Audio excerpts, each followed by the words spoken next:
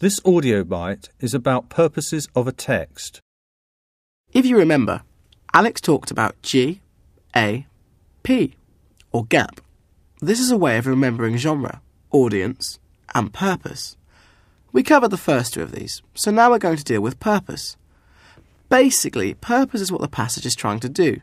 So if we have a text like this. Cows are usually milked 2 or 3 times a day.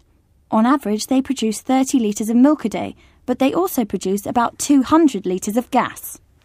You know that it's giving us information. The purpose is to tell us things we probably didn't know. A lot of texts inform. For instance, you can find out what's on TV by looking in most newspapers. But texts also do other things, like this. So there's these 3 cows, one from Germany, one from France and one from England, and they all go into this bar. We're not really listening to this for information. It's part of a joke, so its purpose is to entertain. Can you think of any others? Sorry, any others? Well, a lot of texts are written to persuade people. For instance, adverts in magazines are there to sell things like perfume, shampoo or cars. And there's no reason why we can't use persuasion to write about milk too. Like this. Growing children need calcium, they need energy, and they need vitamins. So what better than a full glass of fresh dairy milk to start each and every day? You can also write a text to instruct, to tell someone what to do.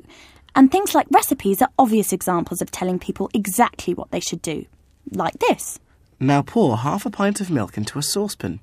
Heat it up slowly, stirring all the time. You can also find texts which advise people. The passage might have a few instructions, but it mainly gives suggestions, like this.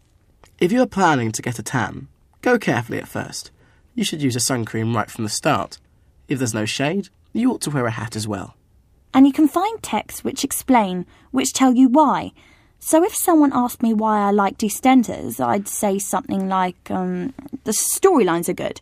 They seem to be about normal stuff that could happen to anyone. But then there's something that's so different, you can't wait for the next programme to find out what happens. So there are all sorts of purposes. And to make matters more difficult, a lot of texts have more than one purpose. So a newspaper story called Football Star Spat in My Pint is more than just giving information. It seems to be entertaining more than anything else. And it might contain persuasion as well, trying to make us believe how some of the stars behave badly.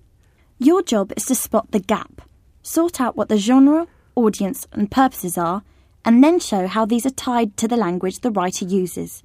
So remember, gap, genre, audience and purpose. The passages you get can have different purposes. You might have something that informs, or entertains, or persuades, or instructs, or explains.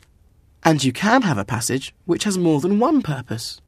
Give reasons for deciding on the gap, and try to show how the gap affects features of the text, like the presentation and language.